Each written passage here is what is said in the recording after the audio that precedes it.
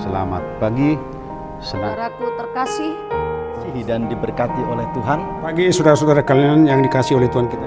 Jemaat dikasih Tuhan.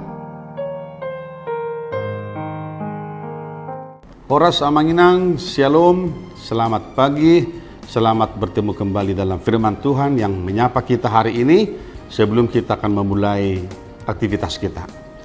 Kita mendengarkan firman Tuhan dari kitab Amsal pasal 14 ayat 34 yang berbunyi demikian. Kebenaran meninggikan derajat bangsa, tetapi dosa adalah noda bangsa.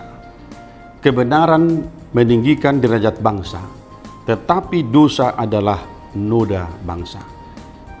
Saudaraku dikasihi Tuhan Yesus Kristus, hampir setiap hari di media kita boleh melihat bangsa kita tidak pernah lepas dari sebuah pemberitaan tentang korupsi, tentang koruptor, tentang kriminalitas, dan sebagainya. Saudaraku dikasihi Tuhan Yesus Kristus, kalau firman Tuhan katakan bahwa kebenaran itulah meninggikan derajat bangsa, maka pertanyaan kita hari ini adalah sejauh manakah kita mengerti kebenaran Tuhan dalam kehidupan kita. Kebenaran Tuhan pertama-tama tidak didasarkan pada kebenaran kita secara manusiawi, tetapi kebenaran daripada firman Tuhan, kebenaran Allah adalah di dalam Yesus Kristus yang telah datang menjadi Tuhan dan Juru Selamat bagi kita.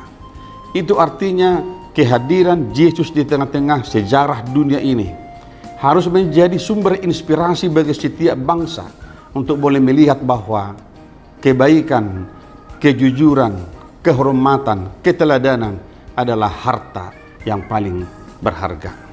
Oleh karena itu, saudara dikasihi Tuhan, jika penulis Amsal ini berbicara tentang derajat suatu bangsa, itu berarti tidak terlepas dari komponen-komponen kecil yang dimulai dari keluarga lepas keluarga, dan lebih kecil lagi pribadi lepas pribadi.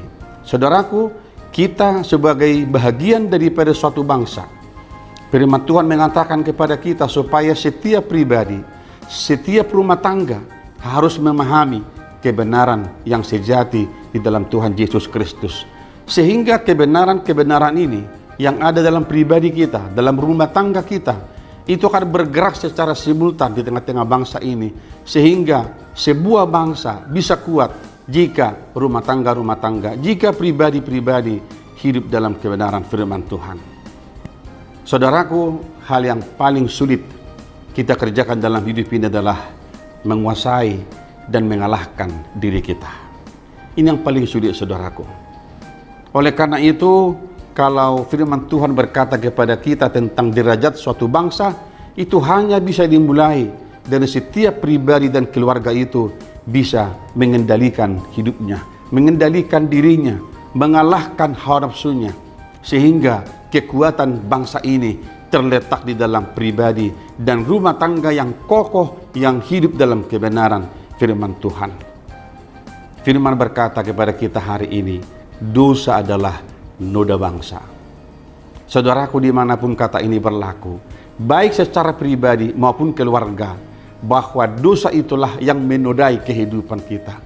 Jika Allah menciptakan dunia ini pada mulanya adalah dunia yang indah, dunia yang bagus, tetapi pikiran manusia, perbuatan manusia, dosa manusia telah merusak tatanan ciptaan Tuhan ini.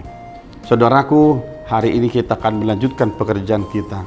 Tentulah firman ini mengingatkan kita supaya sebagai pribadi, sebagai keluarga, mari kita menjaga hidup yang kudus di hadapan Tuhan, mengendalikan diri kita, mengalahkan hawa nafsu kita, supaya dengan demikian bangsa ini boleh menjadi bangsa yang kuat di masa yang akan datang.